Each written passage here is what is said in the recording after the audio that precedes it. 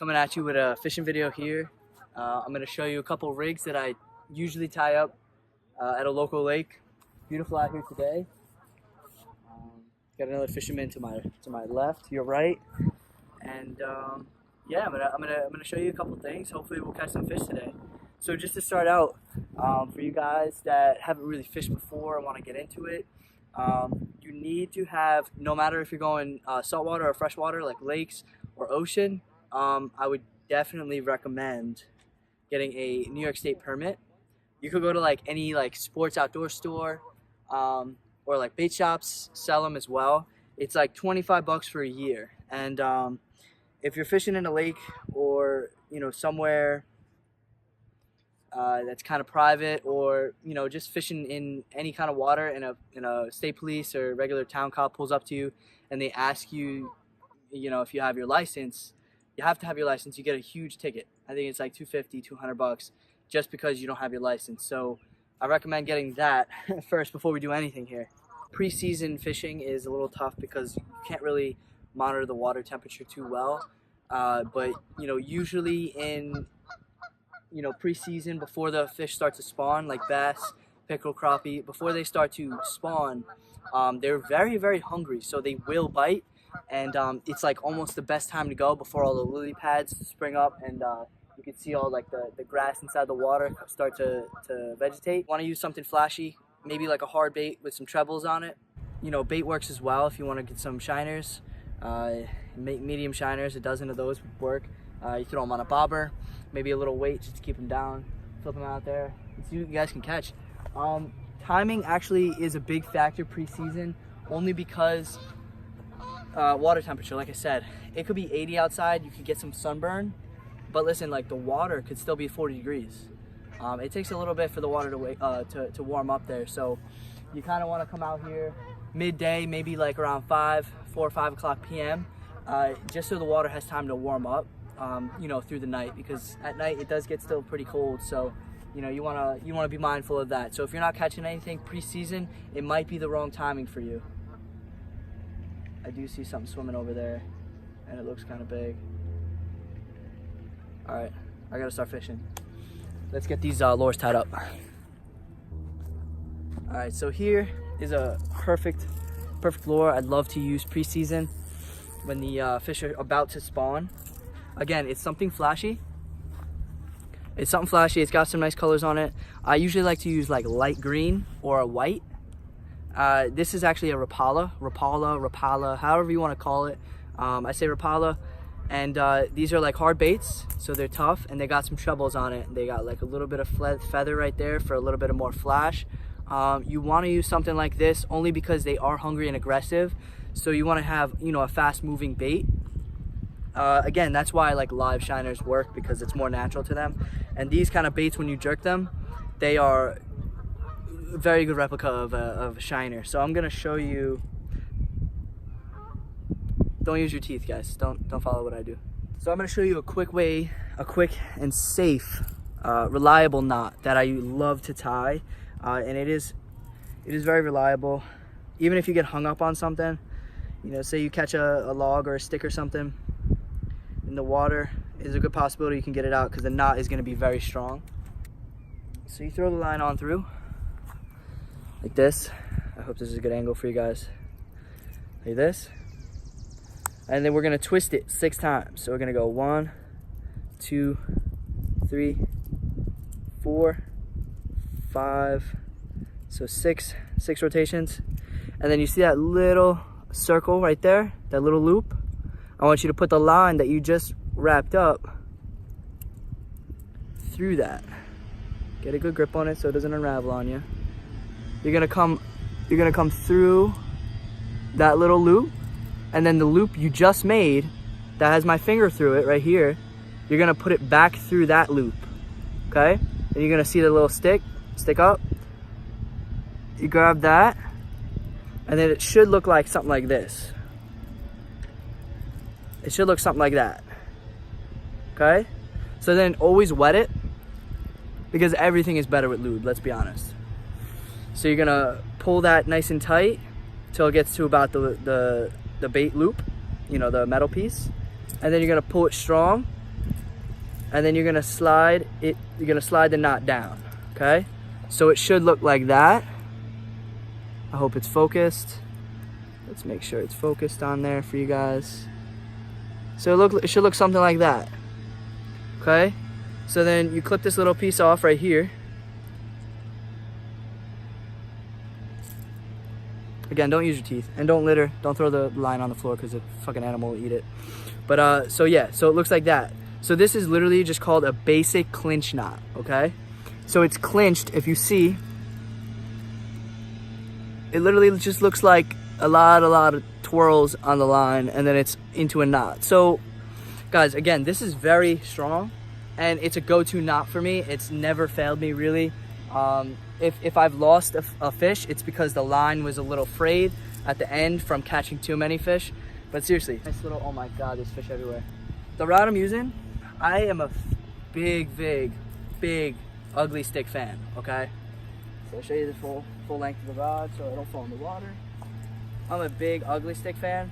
I have a Shakespeare, it's by Shakespeare, and I have a Fluger reel. I like Fluger reels because they're kind of heavy but light enough. Yo, what is this?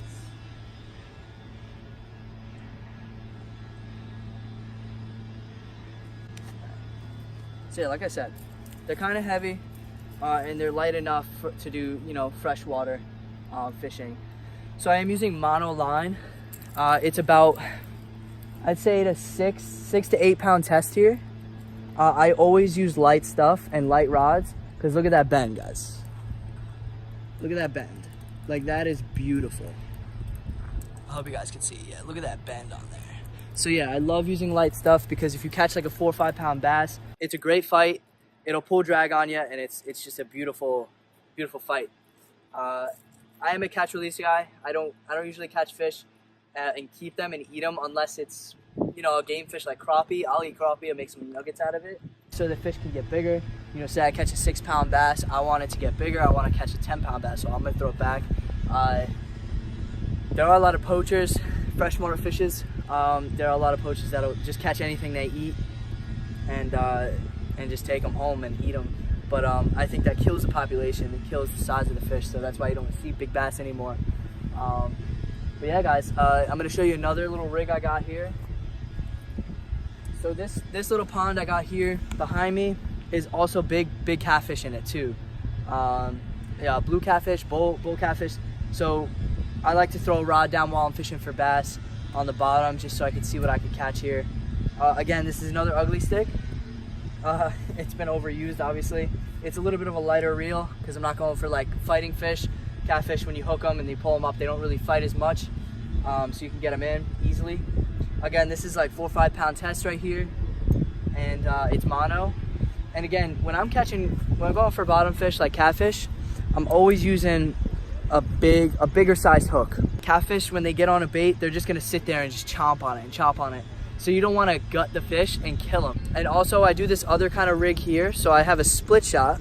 Let's make sure you can see it. It's a little split shot, and that clamps on the line. And then I have like a little swivel weight. And that's just so, the fish, when the fish picks up the bait, they're not feeling all the weight, so they don't get spooked and drop it and spit it. This is able to move on the ground, so when the fish pulls the hook, this will still be on the ground, but it'll pull the line, so it won't spook the fish too much. And it's a good way to not get hung up on the bottom. Juice, right next to it. But yeah, so we're gonna hook it up, and I'll show you guys how I hook up the worms on the bottom here, and we'll get started fishing.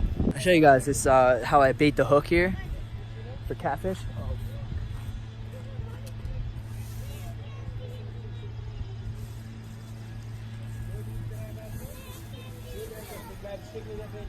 So I'm gonna show you guys how to bait the hook. Bait the hook with a worm. A lot of people just slop it on there. I have a special little technique here. I'll show you. Pops teaches me everything, so that's the way it goes here. So what I'm gonna do here is I'm gonna hook the fish right in the head. And if you've been using worms long enough, you know where the head is and not. But yeah, so you're gonna I just hooked it right through the head, and I'm just gonna hook it right through the body again, so it kind of covers the hook a little bit, just like that. And I usually try and get it to where there's a little piece hanging off, so it can move on the bottom and actually look like something they would love to eat. And I do leave the head out too, so it can move as well. So I'm hooking once through the head and once through the body, and I'm leaving the hook kind of exposed, but not really, if you guys could see. Let's get fishing, guys. So I'll throw this one out and then I'll fish for bass. Try and cast around a little bit.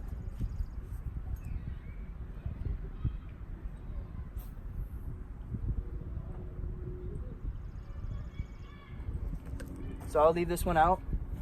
And when I leave it out, I'm gonna try and leave the drag a little loose. So if I do see something take it, I'll see the line get nice and tight. I like to do that also, so when the fish pick up the bait, it doesn't feel that tension on the line, and they don't get spooked and spit it. So you want it to have as natural as it can be. I'm gonna start casting right by. See that? Do you see that right there by the sticks? I'm gonna give it a cast right over there and see what happens. And guys, pay attention to how I work this bait, okay?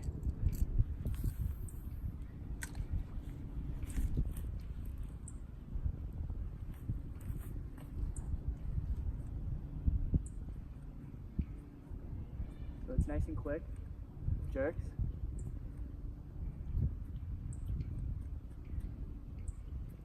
Just to get that bait all flashy and stuff. And see, it's a little late in April, so you're gonna get some weeds and you gotta clean it off. A little late in April, but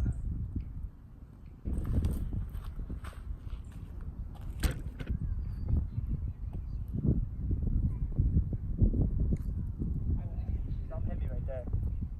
Something took it. There we go. Today's gonna be a good day, probably.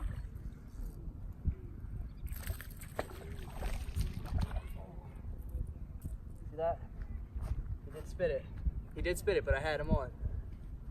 And guys, quick jerks. Like I said, they want to see something flashy because they're really hungry, so they're aggressive. That pre-spawn. It's a little windy out here today, so you might not be able to hear me.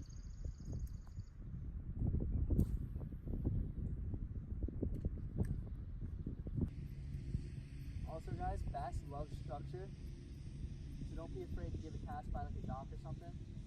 I actually caught my personal best bass right at this dock right here. And I was actually using a soft plastic worm. And I threw it right up by that dock, and I saw like this big V of water come through.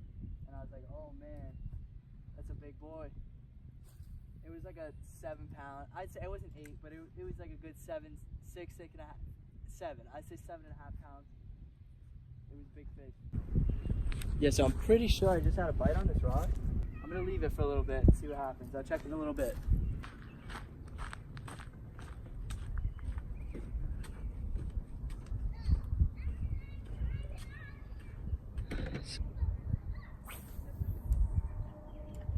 Something's on that other pole, so I'm gonna bring it to you.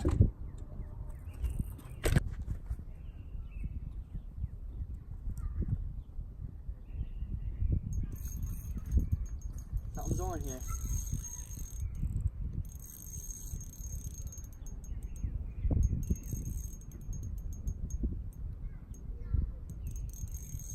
Actually, I don't know what this is. And it kind of feels huge. But let's not get ahead of ourselves. Yeah, I think it's a big cat. Definitely a nice fish. Oh, it's a big bass! It's a big bass! On the downgrade, on the floor! On the floor of the place! Oh, baby, come here! Look at that. Now that, my friends, is a gorgeous fish. That's probably about 3 pounds. Good release. He's swimming. Alright, something got it again. And it's pulling it. Look at this. Look at this. Look at this, guys. I might just be fishing for the down rig, to be honest, because I'm catching fish right off these worms. And I think that's wild. I think it's another big bass, to be honest. Actually, I don't know what it is off the bottom rig. It could be something nice. I don't know. Oh, nice fight. You see why I use light stuff, though? I use this light stuff because it's such a good fight off of little fish. Oh, another nice bass, guys. Another nice bass. Right off the bottom. There we go. Off bottom rigs. That's wild, guys. That's wild. Off of bottom rigs. Push them by. I'm gone. I wasn't gonna fish with worms today, but my dad had bought in worms like a week ago, and they were in my fridge, and I checked them and they were still alive, so I brought them. And I was like, hey, I'll go for catfish. He's on there already. He's on there already. Oh, we missed it. So I'm gonna show you guys my favorite type of plastic worm. They are a little bit hard to use because they're super, super soft. So you gotta fish them nice and gentle. But these right here. It's a Boa Nightcrawler Natural. It's by Gulp. And guys, these worms are honestly so ridiculous. I caught my PB on this and I catch tons of fish on them, guys. They're so natural looking in the water. Weedless. Almost like a circle hook, but it's got like a little lip here so it catches the bait so it doesn't slide off the hook. So what I do here is I'm coming straight through the head, about 1/2 inch,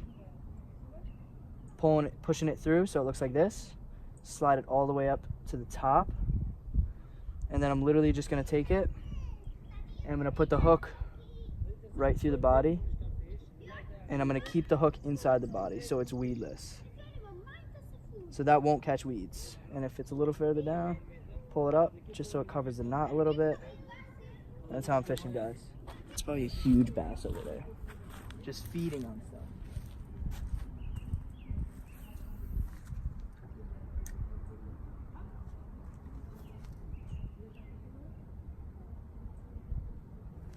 I got him. Oh! He picked it up. He picked it up. Oh! You kidding me? He picked it twice. Look at the pull. Look at the pull on the tail. See how the hook comes right through? Gotta go where no one else will. Underneath trees.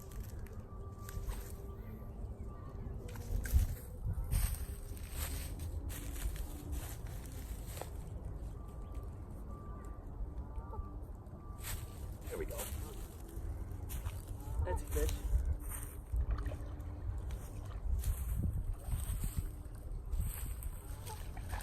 Good little guy.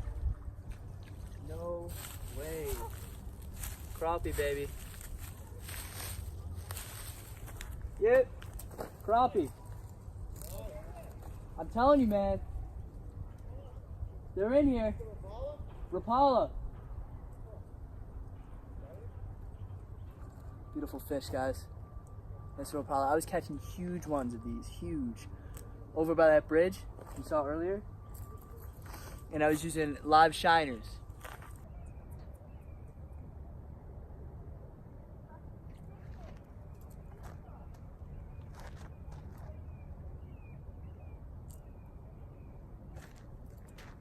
So I threw the bottom rig out again, and it was sitting for a while. So I picked it up. Look at this little number that was on there. Look at that little number. Catching everything today. Color on that. So upon further inspection, the bass are spawning. I saw about 2 5.5 pounders just sitting right on a bed.